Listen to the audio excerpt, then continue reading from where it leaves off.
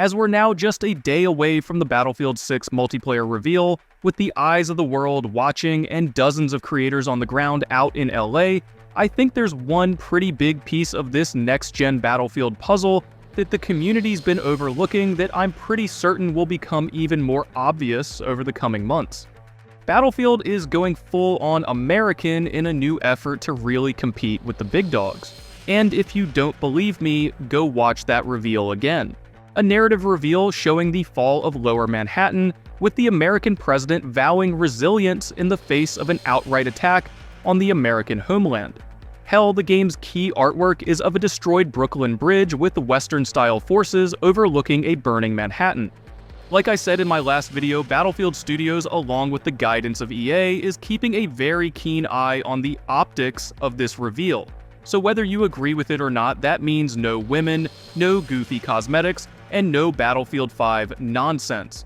Throw that in alongside a reveal that really rekindled the spirit of Battlefield 3, with cinematic callbacks to Thunder Run and Going Hunting, and Battlefield 6 isn't just showing a location that happens to be in America, it's very deliberately hitting all the hallmarks of what made Battlefield 3 a massive success, down to a narrative that climaxes in the center of Times Square, with an American protagonist being haunted by the actions of his own government. In this new era of Battlefield, starting with Battlefield 6, the series seems to be targeting a whole new market under the control of American studios, located in a major American city, right beside their American corporate owners.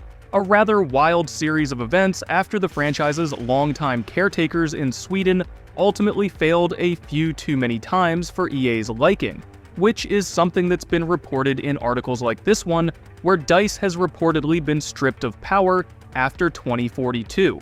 So while I've been harping on about a $400 million budget, multiple world-class studios, and a free-to-play battle royale all having zero room for failure, we're now faced with the fact that Battlefield is now potentially being re-engineered all the way down to its maps and narratives to function as an American-centric product for arguably the first time in years.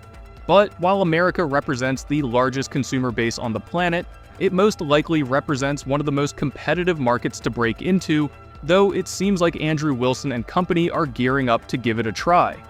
So in the wake of DICE's failed agenda of inclusivity and quote-unquote untold stories, I'd reckon we're about to see an absolute monster marketing campaign as this $400 million budget looks to woo American fans and potentially break the Call of Duty cycle that's so prolific in the States. But what do you guys think?